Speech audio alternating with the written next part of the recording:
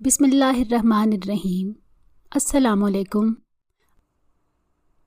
میں ڈاکٹر تھی جب بھائی اور بھابھی نے الزام لگا کر گھر سے نکال دیا اور میں نے اپنی ٹرانسفر گھر سے دور پہاڑی علاقے میں کرا لیا، اور جس اسپتال میں تھی وہاں کے بارے میں مشہور تھا کہ یہاں جنات کا بسیرا ہے اور رات کی ڈیوٹی کوئی نہ دیتا۔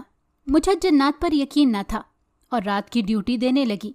ایک رات آپریشن تھیٹر سے کچھ عجیب آوازیں سنائی دی اور بھاگ کر جیسے ہی وہاں گئی تو پاؤں تلے سے زمین نکل گئی، کیونکہ وہاں تو مریم اپنے روم میں بیٹھی رو رہی تھی۔ آج اس کو والدین کی بہت یاد آ رہی تھی۔ آج اس کی برتھ ڈے تھی اور بھائی بھابھی نے اسے جھوٹے منہ بھی وش نہیں کیا تھا۔ وہ روتے ہوئے اپنے موم ڈیڈ کو یاد کرنے لگی تھی کہ آپ اس سے بھری دنیا میں اکیلا چھوڑ کر کیوں چلے گئے ہیں؟ وہ اب کس کے سہارے جیے؟ کسی کو اس کی خوشی یا غم سے کوئی سروکار نہیں ہے۔ وہ روتے ہوئے گزارا ہوا وقت یاد کرنے لگی جب اس کے والدین زندہ تھے۔ 1 ماہ پہلے ہی اس کے ڈیڈ اس کی برتھ ڈے کی تیاریاں شروع کر دیتے، اس کی اپنی فرمائش کے مطابق اسے گفٹ دیتے۔ وہ خود بتاتی کہ اسے کون سے بڑے ہوٹل میں اپنی برتھ ڈے کرنی ہے۔ ساری ڈیکوریشن وہ اپنی مرضی سے کراتی۔ اس کے ڈیڈ ایک بہت بڑے کامیاب بزنس مین تھے۔ وہ سونے کا چمچ لے کر دنیا میں پیدا ہوئی تھی۔ اس سے بڑا ایک بھائی تھا۔ دادی کو پوتے کا بہت شوق تھا، جبکہ اسے اور مریم کے دادا کو بیٹی کا بے حد شوق تھا۔ مریم کے باپ نے بیٹے کی بھی خوشی منائی، مگر جب 2 سال کے بعد مریم پیدا ہوئی تو مریم کے باپ اور دادا نے اتنی خوشی منائی کہ پورے ہاسپٹل میں سب کو مٹھائی تقسیم کی گئی۔ مریم کے باپ نے پورے خاندان کو ایک گرینڈ پارٹی دی جو عرصے تک لوگوں کو یاد رہی۔ جوں جوں وہ بڑی ہوتی گئی، دادا اور باپ کا لاڈ پیار انتہا کو چھونے لگا۔ مریم کی دادی پوتے پر جان چھڑکتی، مریم کو زیادہ نہ پوچھتی کہ یہ تو پرایا مال ہے، دوسروں کے گھر چلی جائے گی۔ مریم کی ماں بہت اچھی رحم دل عورت تھی۔ وہ غریبوں کی بہت ہمدرد تھی، ملازموں سے بھی نرمی سے پیش آتی اور گاہے بگاہے ان کی مدد بھی کیا کرتی۔ وہ مریم کو بھی ایسی ہی تعلیم دیتی، جبکہ باپ دادا اس کے برعکس تھے۔ وہ تو گھر کے ملازموں سے فالتو بات کرنا بھی اپنی شان کے خلاف سمجھتے تھے۔ ایسے ہی وہ پوتے کو سکھا رہے تھے، جبکہ مریم اپنی ماں کی طرح دل میں رحم کا جذبہ اور خوف خدا رکھتی تھی۔ مریم کی ماں کی بیٹے پر تو نہ چلتی تھی، کیونکہ وہ اپنی دادی کا بہت لاڈلا تھا۔ وہ اس کے بگڑے پن پر بھی فخر کرتی تھی کہ امیروں کے بچے اور غریبوں کے بچوں میں یہی تو فرق ہے۔ دادی کا کہنا تھا جب اللہ تعالیٰ نے اتنی دولت دی ہے تو اس سے فائدہ کیوں نہ اٹھائیں؟ بچے کو غریبوں کے بچوں کی طرح پیسے کے لیے ترساتے رہیں۔ وہ اپنے پاس سے اسے کھلی پاکٹ منی دیتی تھی۔ مریم کی ماں اگر ٹوکتی تو اسے جھڑک کر کہتی کہ بہو، تم حالانکہ سونے کا چمچ لے کر پیدا ہوئی ہو، پر تمہارے اندر امیروں والی کوئی بات نظر نہیں آتی۔ تمہیں بچپن سے نہ جانتی ہوتی تو سمجھتی کہ شاید تم نئی امیر ہوئی ہو تو تمہیں امیروں والے طور طریقے نہیں آتے، مگر حیرت ہوتی ہے تمہاری تربیت پر۔ ایسے کی گئی ہے جیسے کسی غریب لڑکی کو بچت کے طور طریقے سکھائے جاتے ہیں، دوسروں سے رحم دلی کا سلوک سکھایا جاتا ہے۔ مریم کی دادی کہتی، میں اتنی بوڑھی ہو کر بھی ابھی تک زیور کپڑے کی شوقین ہوں، اور ایک تم ہو کہ کسی چیز کا شوق ہی نہیں رکھتی ہو۔ ارے اللہ تعالیٰ نے جب اتنا دیا ہے تو عیش کرو۔ مریم کی ماں جواب دیتی، ماما اپنی ضرورت سے بڑھ کر سامان جمع کریں گے تو اس کی پوچھ گچھ ہوگی اور وہ سارا فالتو سامان سر پر اٹھا کر کھڑا ہونا پڑے گا۔ مریم ماں کی نصیحت سنتی تو اس کو اپنی آخرت کی فکر لگ جاتی، مگر پھر دادا باپ اسے اتنا پروٹوکول دیتے کہ وہ مجبور ہو جاتی۔ مریم کو اسکول کالج صبح اس کے ڈیڈ خود چھوڑ کر آتے کہ میں بیٹی کا رسک نہیں لے سکتا۔ واپسی پر اس کی موم کے ساتھ بوڑھا خاندانی ڈرائیور ساتھ جاتا۔ مریم کے ڈیڈ اسے ڈرائیونگ نہیں سیکھنے دیتے تھے، مارکیٹ اکیلے کبھی نہ جانے دیتے۔ اس کی موم کو سختی سے ہدایت کی تھی کہ ساتھ جانا ہے۔ مریم اپنی ماں کی طرح سادہ فطرت لڑکی تھی۔ وہ پارلر اپنی ماں کی طرح جانے کی شوقین نہ تھی، مگر دادی ہفتے میں 2 بار جاتی اور اسے بھی زبردستی ساتھ لے کر جاتی۔ مریم کو زبردستی دادی مجبور کرتی تو اسے بھی مجبوراً کچھ نہ کچھ کروانا پڑتا۔ مریم کی ماں بھی ایک خوشحال گھرانے سے تھی۔ مریم کی نانی بہت نیک اور پرہیزگار تھی۔ مریم کی ماں کی شادی جب مریم کے باپ سے ہوئی تو ساس بہت ماڈرن خیالات کی تھی، اس کی ساس کے آگے نہ چلتی۔ ویسے اسے ساس تنگ نہ کرتی، مگر اس کی سادگی سے اسے مسئلہ رہتا۔ ساس اسے پینڈو کہہ کر مذاق اڑاتی۔ مریم کی ماں ایک کان سے سنتی دوسرے سے اڑا دیتی۔ اس نے اپنی ڈگر نہیں بدلی، مریم کی ماں نے شوہر کو صاف الفاظ میں کہہ دیا کہ آپ کی ماما جو مرضی کریں مگر مجھے ان فضول فیشن کے لیے مجبور نہ کریں۔ شوہر نے کہا کہ مجھے تم سے یا تمہارے طور اتوار سے کوئی مسئلہ نہیں ہے، تمہاری سادگی ہی مجھے پسند آئی تھی۔ مریم کی ماں کی بیک سٹرونگ تھی، اسی لیے اس پر ساس زور زبردستی نہیں کر سکتی تھی۔ دادی نے پہلے پوتے پر جان چھڑکتی تھی اور پوتی کو اتنی لفٹ نہیں کراتی تھی۔ جوں جوں مریم بڑی ہوتی گئی وہ بہت خوبصورت سی بچی لگتی، ہر کوئی اسے پیار کرتا، وہ باتیں بھی بہت پیاری اور سمجھداری کی کرتی۔ دادی کا بھی دل پگھل گیا اور دادی نے اس سے دوستی بنا لی، اب وہ ہر جگہ اسے ساتھ لے جاتی۔ مریم کو ماں سادگی اپنانے کا کہتی اور دادی ماڈرن بننے کا۔ آخر دادی بزرگی کی اہمیت کی وجہ سے جیت جاتی، بہو ان کے ساس کے رتبے کی وجہ سے ہار مان لیتی، لیکن خفیہ خفیہ اس کے کانوں میں اچھی باتیں ڈالتی رہتی۔ مریم پڑھائی میں بہت اچھی پوزیشن لیتی، بھائی بھی ذہین تھا۔ مریم کے باپ کو جب بھی فرصت ملتی وہ بچوں کی پڑھائی کی جانچ پڑتال ضرور کرتا، اچھے سے اچھا ٹیوٹر گھر میں بچوں کو پڑھانے کے لیے لگاتا، پھر ان پر نظر بھی رکھتا۔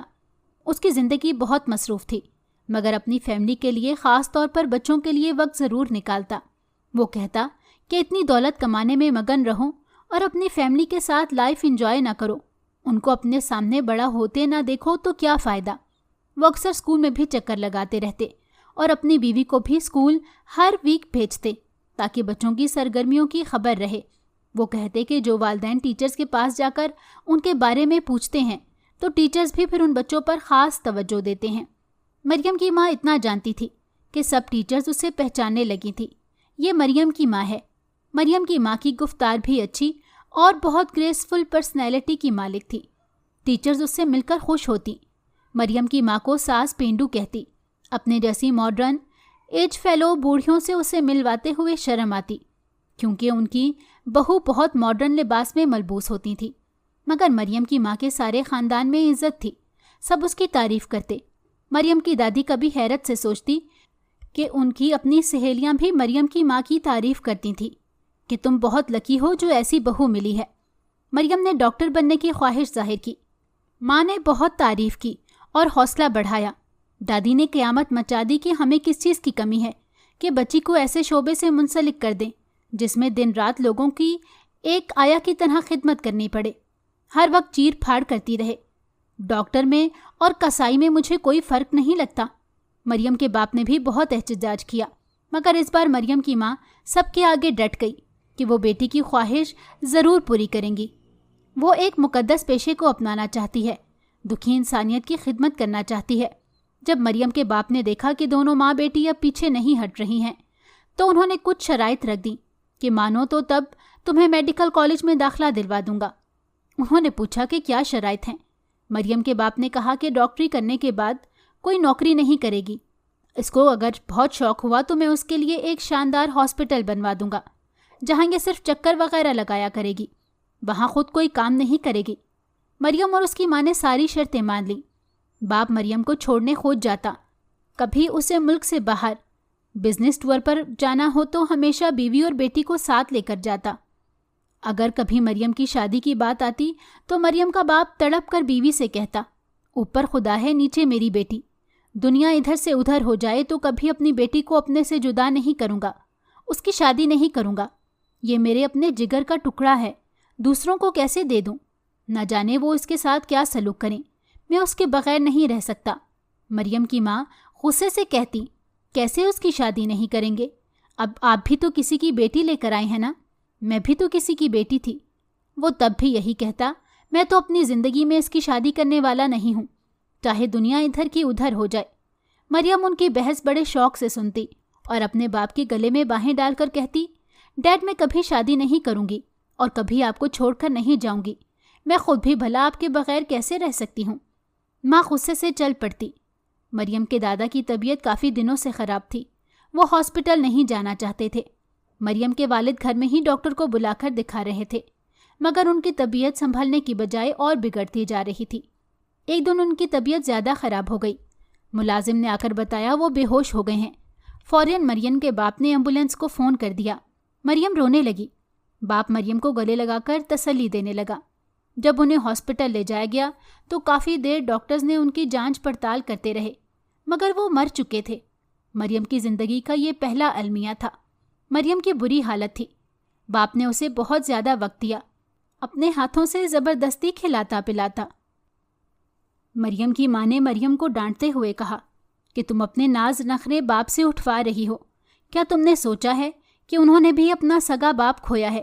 تمہیں ان کی دلجوئی کرنی چاہیے، ان کو زبردستی کھانا پلانا چاہیے، ان کا خیال رکھنا چاہیے اور ان کی دیکھ بھال کرنی چاہیے۔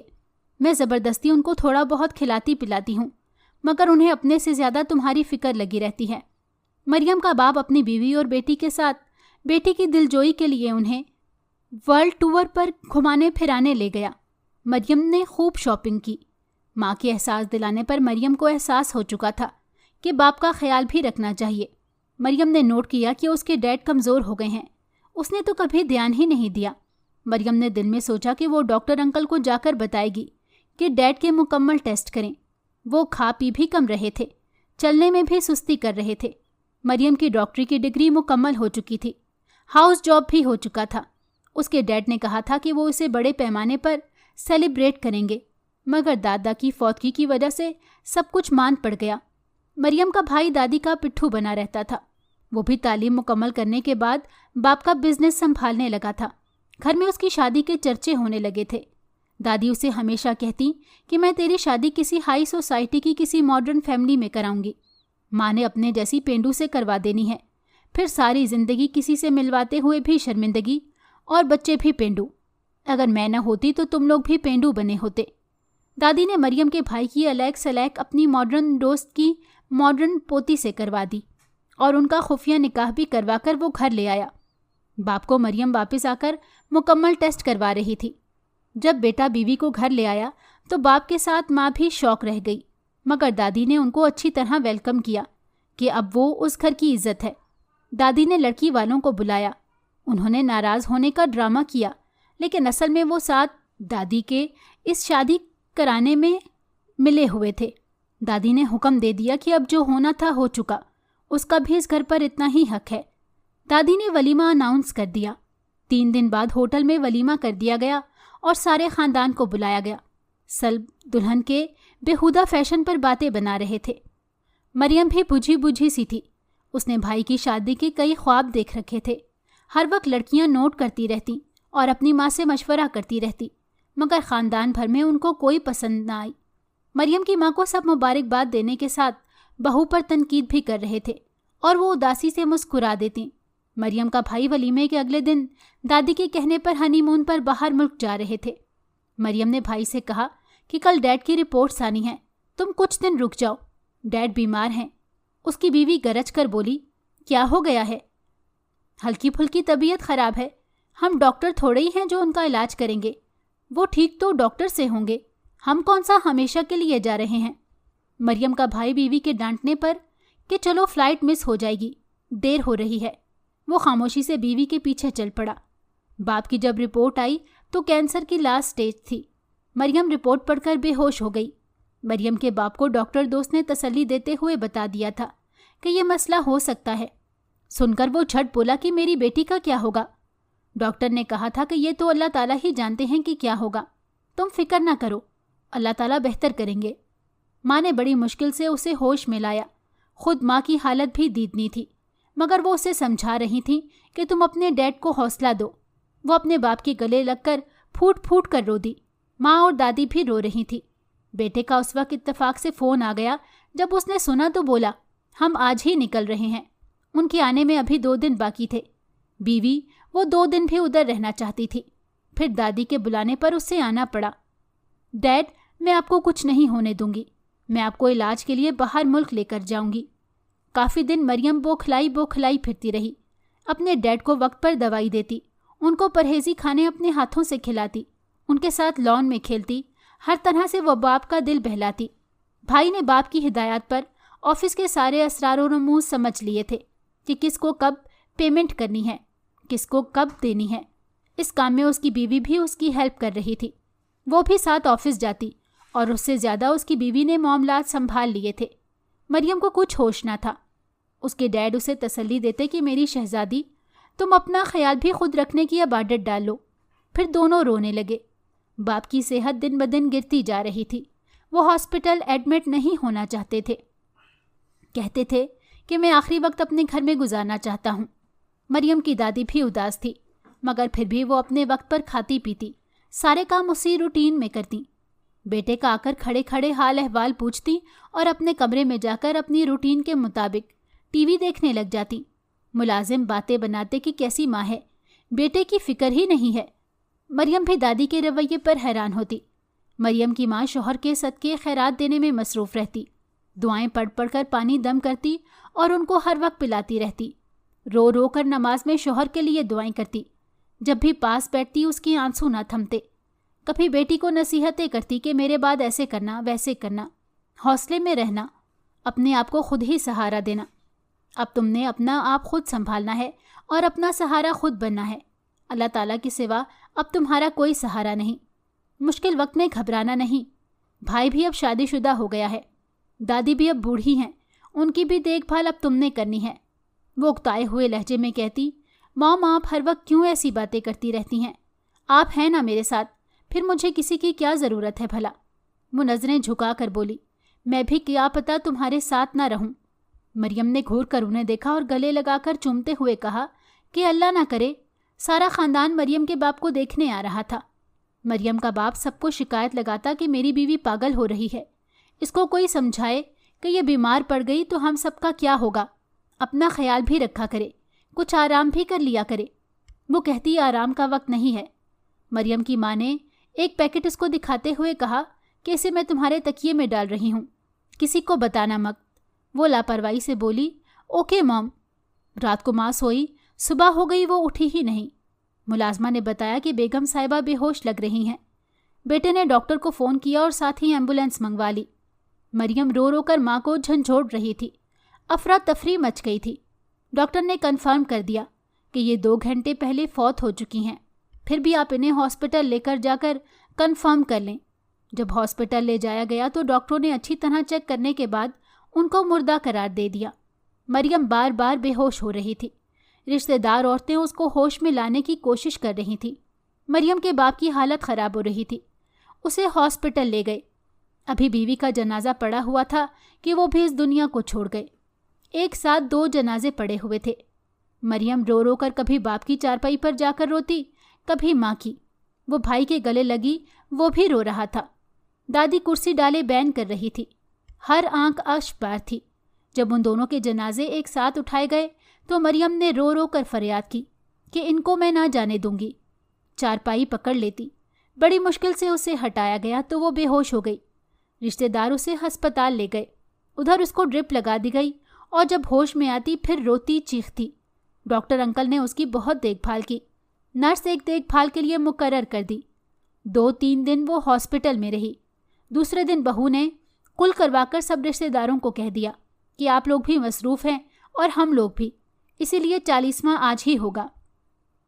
رشتہ دار بھی سب چلے گئے۔ بھائی ڈاکٹر سے فون کر کے بہن کا حال پوچھ لیتا۔ ادھر وہ بہت مصروف تھا، کبھی روتا تو دادی تسلی دیتی، بیوی تو اسے کاموں میں لگائے رکھتی۔ ڈاکٹر انکل اسے اپنے گھر لے گئے کہ ابھی تم گھر نہ جاؤ، تمہارا غم کا زخم ابھی تازہ ہے، گھر میں جاؤ گی والدین نظر نہیں آئیں گے تو پھر طبیعت بگڑ جائے گی۔ ڈاکٹر انکل اس کے ڈیڈ کے دوست تھے، ان کی بیوی اور وہ اکیلے رہتے تھے، ان کے بچے باہر ملکوں میں شادیاں کر کے رہتے تھے۔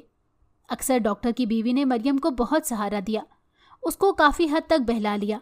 وہ جب گھر گئی تو دادی سے مل کر بہت روئی۔ بھائی نے پیار سے تسلی دی اور چپ کرایا۔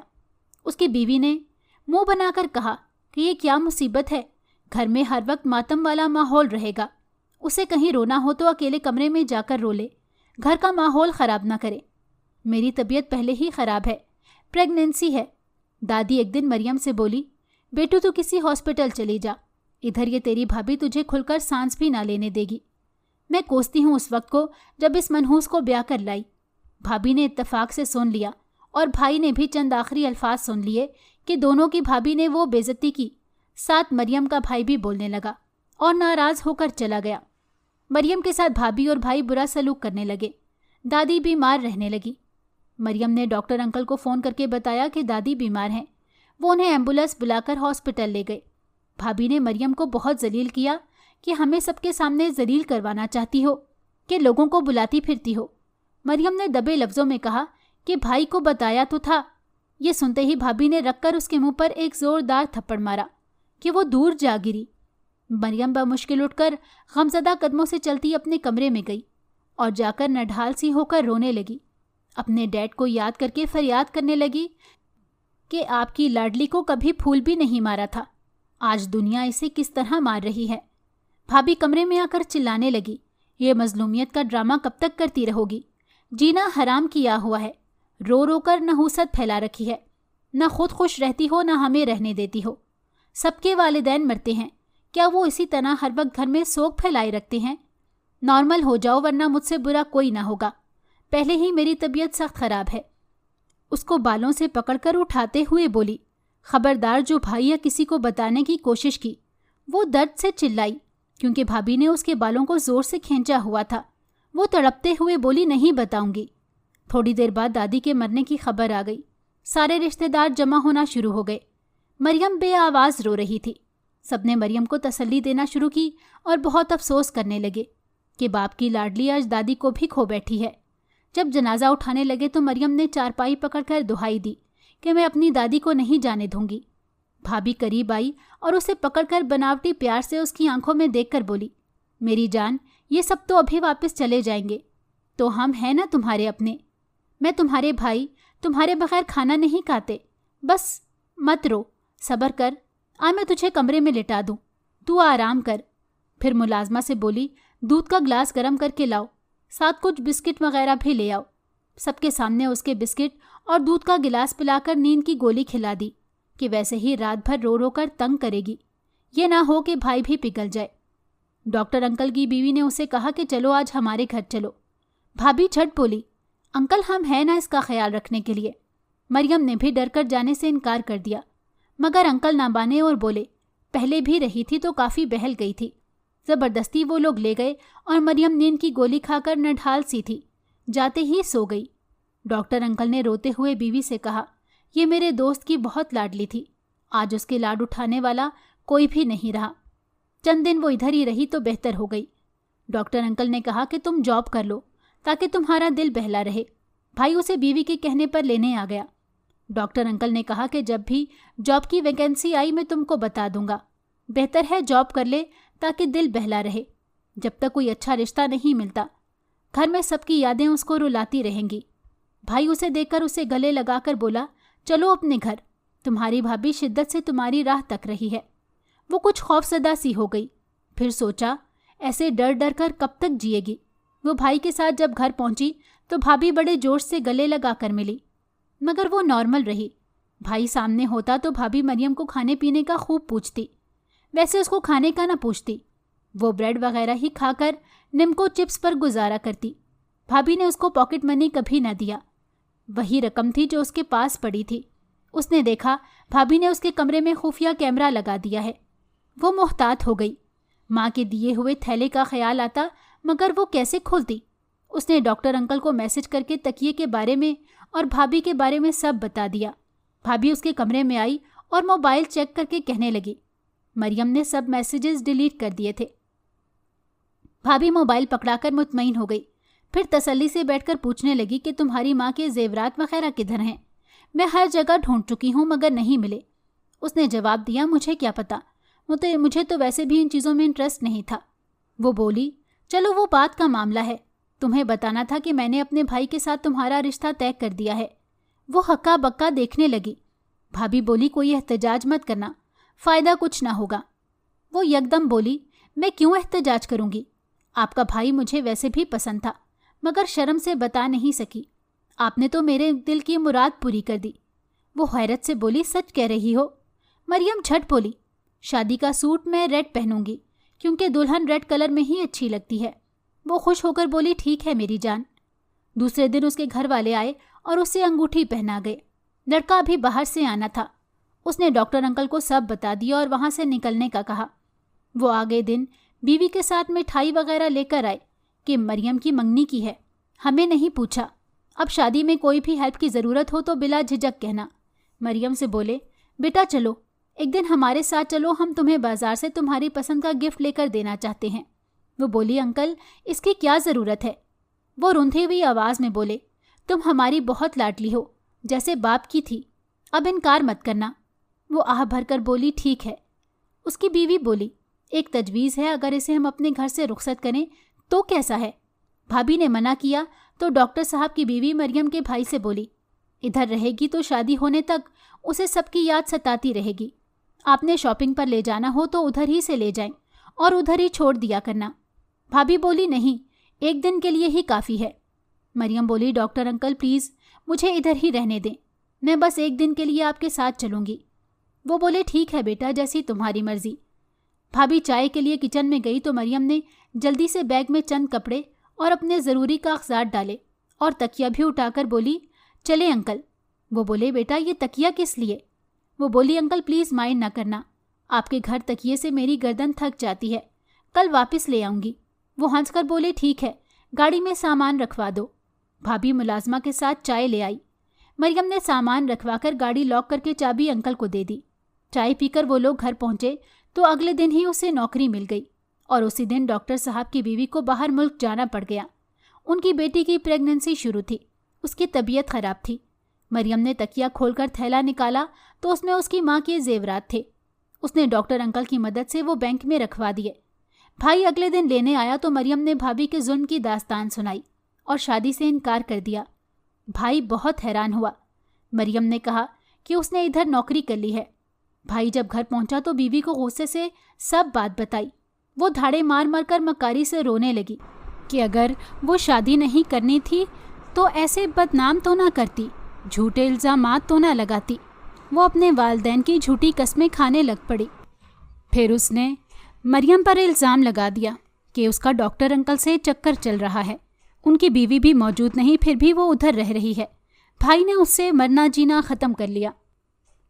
मरियम ने तंग आकर अपनी ट्रांसफ़र पहाड़ी इलाके में करवा ली।